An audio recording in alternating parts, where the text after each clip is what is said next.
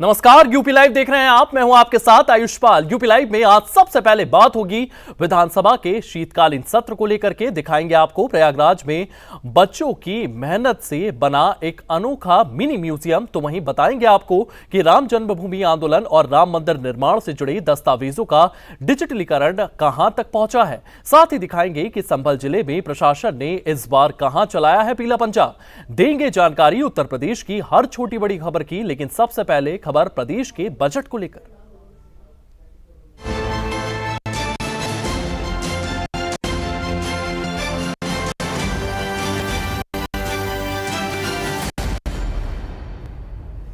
उत्तर प्रदेश विधानसभा के बजट सत्र का चौथा दिन है। राज्यपाल के अभिभाषण पर धन्यवाद प्रस्ताव पर चर्चा की गई है। सीएम योगी आदित्यनाथ भी सदन में मौजूद रहे, उन्होंने भी चर्चा में हिस्सा लिया है। सरकार ने पिछले 9 वर्षों की उपलब्धियां गिनाई है। सपा विधायकों ने पोस्टर लेकर प्रदर्शन भी किया है। राज्यपाल के अभिभाषण पर धन्यवाद प्रस्ताव पर भी बातचीत हुई है, चर्चा हुई है। इसी के साथ लखनऊ में उत्तर प्रदेश विधानसभा के बजट सत्र का आज चौथा दिन है। सीएम योगी आदित्यनाथ भी इसका हिस्सा बने हैं। राज्यपाल के अभिभाषण पर धन्यवाद प्रस्ताव पर चर्चा हुई है। सीएम योगी आदित्यनाथ सदन में मौजूद रहे हैं और चर्चा में भाग लिया है, हिस्सा लिया है। सरकार ने पिछले 9 वर्षों की उपलब्धियां भी गिनाई है।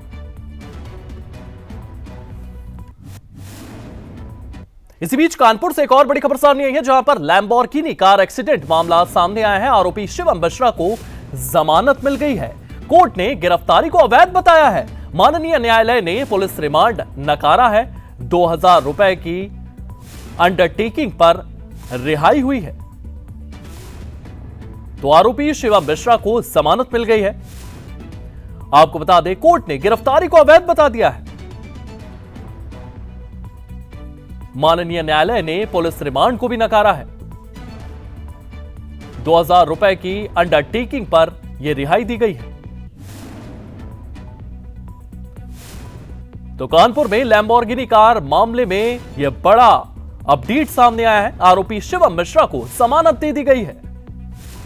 यह बड़ी जानकारी आपको दे दें, कोर्ट ने गिरफ्तारी को अवैध बताया है। माननीय न्यायालय ने पुलिस रिमांड नकारा है। ये कार्रवाई जो पुलिस की थी, साहब माननीय न्यायालय इसको भांप गई थी। माननीय न्यायालय ने कई प्रश्न पूछे, आईओ नहीं बता सका, सरकारी वकील भी अपना कोई पक्ष प्रस्तुत नहीं कर सका। तो माननीय न्यायालय ने अपने पूरे विवेक का इस्तेमाल करते हुए माननीय सर्वोच्च न्यायालय की गाइडलाइन और बीएनएसएस के प्रावधानों को दृष्टिगत रखते हुए ये आदेश पारित किया है, रिमांड रिफ्यूज किया है। 20,000 रुपए की अंडरटेकिंग और 20,000 रुपए के पीवी पे वो रिहा हुआ है। बिल्कुल अवैध थी, नहीं वो तो माननीय न्यायालय ने अवैध घोषित कर दी, रिमांड रिफ्यूज कर दिया। कितने दिन की रिमांड मांगी थी पुलिस ने? 14 दिन का। इसी बीच आजमगढ़ से एक और बड़ी खबर सामने आई है, जहां पर टीचर शमशुल हुदा पर कार्रवाई हुई है। आपको बता दें कि यह कार्रवाई पूरी की पूरी देखने को मिली है। दोहरी नागरिकता मामले में जांच पड़ताल की जा रही है। कई सैलरी क्लेम की जांच भी विभाग करता हुआ नजर आ रहा है। 2013 में भारतीय नागरिकता त्याग कर ब्रिटिश नागरिकता ली थी। भारत में सरकारी वेतन और वीआरएस के साथ पेंशन लाभ लिया। तो ये तमाम जानकारियां सामने आ रही है। 2013 में भारतीय नागरिकता त्याग कर ब्रिटिश नागरिकता ली थी। भारत में सरकारी वेतन और वीआरएस के साथ पेंशन लाभ भी लिया है। इसको लेकर के जांच पड़ताल चल रही है। आजमगढ़ में टीचर शमशुल हुदा पर यह पूरी की पूरी कार्रवाई देखने को मिली। दोहरी नागरिकता मामले में जांच पड़ताल की जा रही है। कई सैलरी क्लेम की जांच कर रहा है विभाग।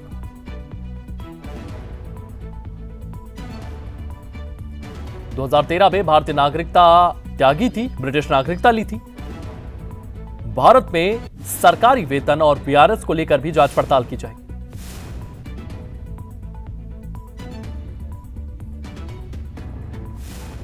तो दोहरी नागरिकता मामले में लगातार इस पूरे मामले को लेकर के जांच पड़ताल की जा रही है। कई सैलरी क्लेम्स की जांच कर रहा है विभाग। वहीं अगर बात करें तो 2013 में भारतीय नागरिकता त्याग कर ब्रिटिश नागरिकता ली थी। ये जानकारियां भी सामने आ रही है। भारत में सरकारी वेतन और वीआरएस के साथ पेंशन लाभ भी लिया। आजमगढ़ में टीचर शमशुल हुदा पर यह कार्रवाई देखने को मिली है। दोहरी नागरिकता मामले में जांच पड़ताल की जा रही है। कई सैलरी क्लेम्स की जांच विभाग की ओर से की जा रही है। 2013 में भारतीय नागरिकता त्याग कर ब्रिटिश नागरिकता ली थी। वही कोडिंग कफ सिर्फ तस्करी मामले में कार्रवाई लगातार जारी है। वाराणसी में 5 करोड़ 18 लाख की संपत्ति सीज कर दी गई है। मुख्य आरोपी शुभम जायसवाल से जुड़ी ये सील्ड संपत्ति है। आपको बता दें, एनडीपीएस एक्ट के तहत फ्रीज की जा रही है ये तमाम संपत्तियां। प्रहलाद घाट के पास घर पर भी कुर्की का नोटिस लगाया गया है।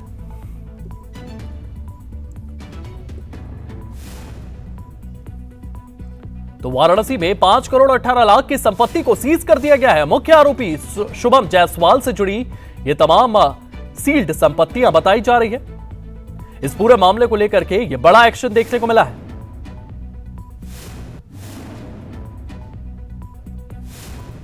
तो कोडिंग कफ सिर्फ तस्करी मामले में कार्यवाही लगातार जारी है। वाराणसी में 5 करोड़ 18 लाख की संपत्ति सीज की गई है।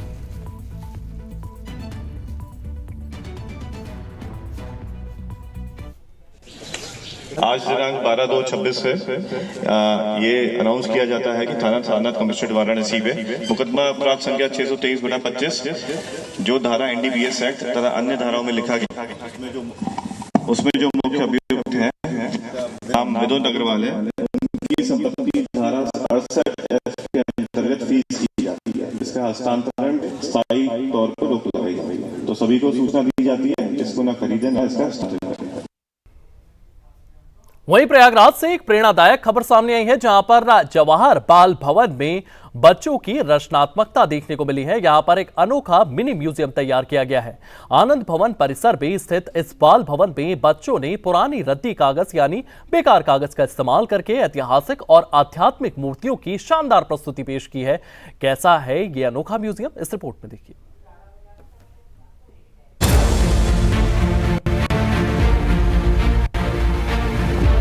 प्रयागराज के जवाहर बाल भवन में बच्चों ने एक अनोखा और रचनात्मक मिनी म्यूजियम तैयार किया, जिसमें बेकार कागज यानी पुरानी रद्दी कागज का उपयोग करके ऐतिहासिक और आध्यात्मिक मूर्तियां बनाई है। बच्चों ने अजंता एलोरा गुफाओं की मूर्तियों, एलिफेंटा गुफाओं की प्रसिद्ध उमा महेश्वर देवी जैसी आध्यात्मिक कृतियों, साथ ही सिंधु घाटी सभ्यता से जुड़े अवशेष कागजी मूर्तियों के माध्यम से जीवंत रूप दिया है। ये परियोजना पर का भी संदेश देती है, क्योंकि यहाँ कूड़े के कागज को रिसाइकिल कर कला के रूप में नया जीवन प्रदान किया है। ये हम लोग ने मिनी म्यूज़ियम बनाया है, जिसमें हम लोग ने एंशिएंट इंडिया के स्कल्पचर्स को लगाया है, जैसे Elephanta caves, Ajanta caves, Khajuraho caves.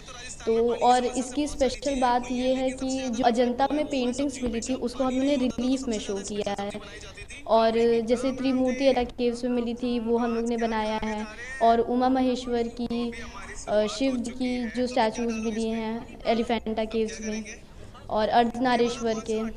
तो इन सब से ये भी यंगर जनरेशन को मैसेज आता है कि कैसे एंशिएंट इंडिया की आर्ट और स्कल्पचर इम्पॉर्टेंट थी, और इंडिया किस तरह से मतलब अपने आप को पूरे दुनिया के सामने प्रेजेंट करता था। ये कार्य मुख्य रूप से रिलीफ पेपर मैशी तकनीक और रिलीफ आर्ट शैली में किया गया है, जहां गीले कागज की लुगदी से दीवारों पर उकेर कर प्राचीन भारतीय मूर्ति कला की प्रकृतियां तैयार की गई है। ये हम लोग ने पेपर मैश टेक्निक से बनाया है। इस टेक्निक में हम लोग पेपर को भिगा के उसके पल्प में ग्लू मिला के उससे काम करना है, और ये पूरा म्यूज़ियम बनने में 4 से 4.5 मंथ लगा है। कितनी मेहनत लगी? हम लोग सर को मिला के 4 लगे थे, और सर की गाइडेंस से ही ये सब हो पाया है। ये मिनी म्यूजियम बच्चों की रचनात्मक विरासत के प्रति सम्मान और सैंड आर्टिस्ट अजय जैसे मार्गदर्शकों के निर्देशन में तैयार हुआ है। कार्यशाला के दौरान प्राचीन कला पर आधारित ये कृतियां इतनी शानदार बनी कि विशेषज्ञों और दर्शकों को गहराई से प्रभावित किया। इसमें ये दिखाया गया कि कैसे साधारण सामग्री से भी अंतर्राष्ट्रीय स्तर की कला सृजित की जा सकती है। ये प्रयास न केवल बच्चों में कलात्मक कौशल विकसित करता है, बल्कि प्राचीन भारतीय संस्कृति को नई पीढ़ी से जोड़ने का एक सुंदर माध्यम भी बन गया है। ब्यूरो रिपोर्ट, सूर्य समाचार। वहीं अयोध्या से एक महत्वपूर्ण और ऐतिहासिक अपडेट सामने आया है, जहां श्री राम जन्मभूमि तीर्थ क्षेत्र ट्रस्ट राम जन्मभूमि आंदोलन और राम मंदिर निर्माण से जुड़े हजारों महत्वपूर्ण दस्तावेजों का डिजिटलीकरण की प्रक्रिया जो है उसे तेज कर दिया गया है। ये पूरा कर लिया गया है। इस परियोजना में राम जन्मभूमि विवाद से संबंधित करीब 30,000 दस्तावेजों को डिजिटल फॉर्मेट में बदला जा रहा है। इस पर कितना हो चुका है काम और राम मंदिर जन्मभूमि ट्रस्ट का क्या कुछ इस पूरे मुद्दे को लेकर के है कहना, इस रिपोर्ट में देखिए।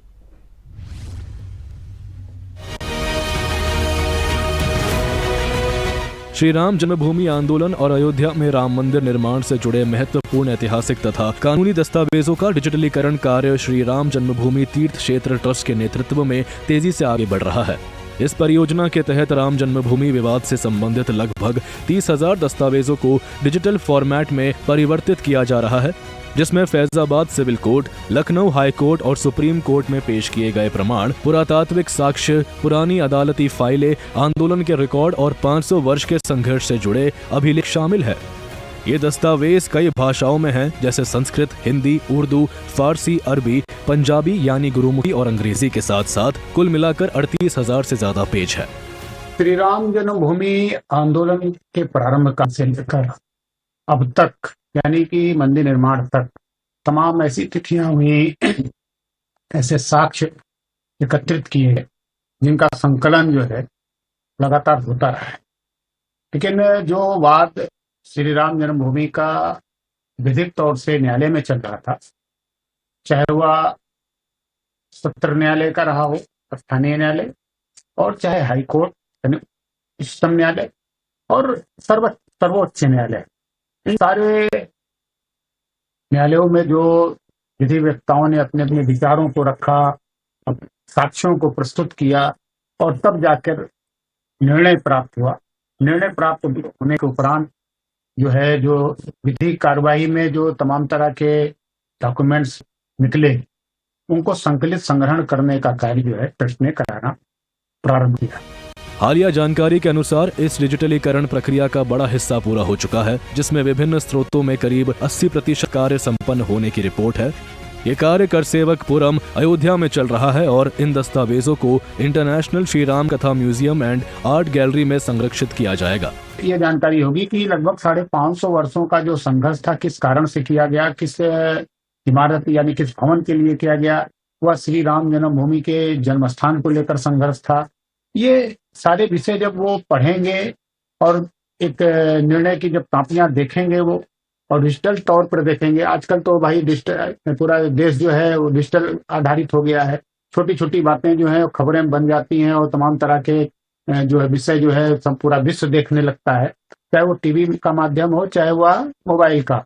तो जब ये कंप्यूटर पर जब वो देखेंगे तो उनको पूरी जानकारी उससे प्राप्त हो जाएगी एक ही बार में। यानी कि माउस घुमाते ही जब वो कंप्यूटर पर आएगा तो लोगों को लगेगा कि भाई ये देखिए बहुत अच्छा काम इन लोगों ने किया और संग्रहित किया। क्योंकि इतिहास को लोग जो है वह पढ़ते हैं, देखते हैं, सुनते हैं, लेकिन जब उनके सामने यह रखा जाएगा तो उसका एक अलग प्रभाव बनेगा। बता दें कि ट्रस्ट सुप्रीम कोर्ट से 2019 के ऐतिहासिक फैसले में उद्धृत साक्ष्यों के प्रमाणित प्रतियां प्राप्त करने के लिए औपचारिक अनुरोध भी कर रहा है, ताकि इन्हें म्यूजियम और रामायण गैलरियों में प्रदर्शित किया जा सके।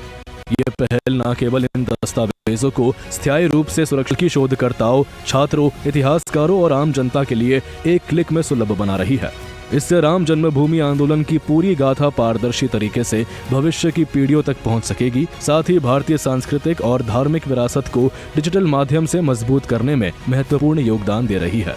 ब्यूरो रिपोर्ट, सूर्य समाचार।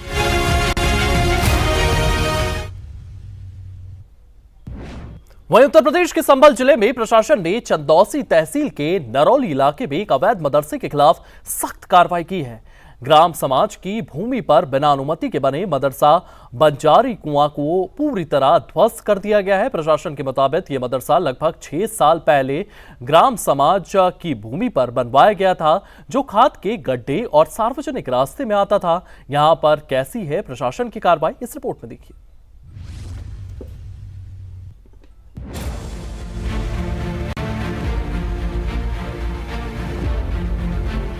उत्तर प्रदेश के संभल जिले में प्रशासन ने चंदौसी तहसील के अंतर्गत आने वाले नरौली इलाके में एक अवैध मदरसे के खिलाफ तोड़फोड़ अभियान चलाया है। ये कार्रवाई ग्राम समाज की भूमि पर अवैध कब्जे और बिना अनुमति के निर्माण को हटाने के लिए की गई, जहां मदरसा बंजारी कुआं नाम से संचालित था। प्रशासन के अनुसार ये मदरसा लगभग 6 साल पहले ग्राम समाज की गाटा संख्या 1635 और 1636 पर कुल 225 वर्ग मीटर भूमि पर बनाया गया था, जो खाद के गड्ढे और सार्वजनिक रास्ते में आता था। एसडीएम आशुतोष तिवारी के नेतृत्व में 2 नायब तहसीलदारों, लेखपालों और 2 बुलडोजरों की टीम मौके पर पहुंची। देखिए, ये मदरसा जो है नरौली में जारी कुआं करके एक जगह है, उसमें खाद के गड्ढे और रास्ते में दोनों मिला करके बना हुआ था, जिसपे 67 की कार्रवाई की एग्जीक्यूशन में आज ये बुलडोजर के तहत गिराया जा रहा है। 1635, 1636 2 गाटा संख्या है जो रास्ते और खाद के गड्ढे के रूप में है। हमारे साथ हमारे नायब तहसीलदार, दोनों नायब तहसीलदार साहबान हैं और सीओ साहब हैं, उनकी पूरी फोर्स की टीम। अभी देखिए, अभी फिलहाल के लिए 67 की कार्रवाई और इस पे फाइनल यहीं पे हुआ था। इस बार 7 से 8 अन्य मकान भी हैं जो इसी गाटा संख्याओं में हैं। उसके बाद उस पर जो जब भी होगा आगे की कार्रवाई तब किया जाएगा। ये पहली बार जो आदेश हुआ था वो 2024 जून में हुआ था। उस पर लगभग 1.5 साल के बाद इनको पूरी नोटिस दी गई, दोबारा सुनवाई हुई, उसके बाद ये एक्शन लिया जा रहा है। इसके साथ ही भारी पुलिस फोर्स और पीएसी की तैनाती भी की गई थी ताकि कोई अप्रिय स्थिति न बने। इसमें 4 थानों के थाना प्रभारी लगे हुए हैं, वहाँ की पूरी फोर्स लगी हुई है, 2 प्लाटून पीएसी लगी हुई है। हाँ, सारे सुरक्षा उपकरणों के साथ, सारी व्यवस्था के साथ, फायर सर्विस के साथ पुलिस मौजूद है। शांति व्यवस्था बनी हुई है? हाँ, शांति व्यवस्था बनी हुई है, कोई दिक्कत नहीं है। प्रशासन ने पहले नोटिस जारी कर निर्माण हटाने का निर्देश दिया था। अपील खारिज होने के बाद धारा 67 के तहत यह कार्रवाई की गई। मदरसे को पहले खाली करवाया गया और फिर पूरी तरह ध्वस्त कर दिया गया। यह अभियान संभल जिले में अवैध अतिक्रमणों के खिलाफ चल रही व्यापक मुहिम का हिस्सा है, जहां सरकारी जमीन पर बने अनधिकृत ढांचों को हटाया जा रहा है। स्थानीय सूत्रों के अनुसार कार्रवाई के दौरान कोई विरोध नहीं हुआ और क्षेत्र में शांति बनी रही। इस तरह की कार्रवाइयों से प्रशासन अवैध कब्जों को समाप्त करने और सार्वजनिक भूमि को मुक्त करने पर जोर दे रहा है। ब्यूरो रिपोर्ट, सूर्य समाचार।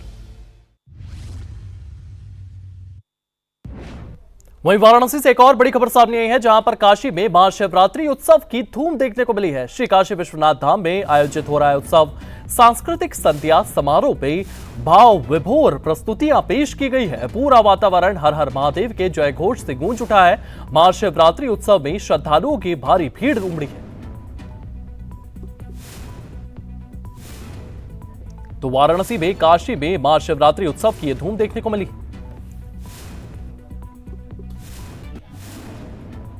वहीं महोबा जिले के स्थापना दिवस के अवसर पर आज एक भव्य सूर्य महोत्सव 2026 का शुभारंभ हो गया है, जो 17 फरवरी तक जारी रहेगा। इस 7 दिवसीय महोत्सव का उद्घाटन महोबा के प्राचीन सूर्य मंदिर सहेलिया में सूर्योदय के साथ ही किया गया है। यहां इस योजना के तहत महोत्सव में सांस्कृतिक कार्यक्रम, लोक गायन, नृत्य और तमाम तरीके की प्रस्तुतियां पेश की गई है। पूरी खबर इस रिपोर्ट में देखिए।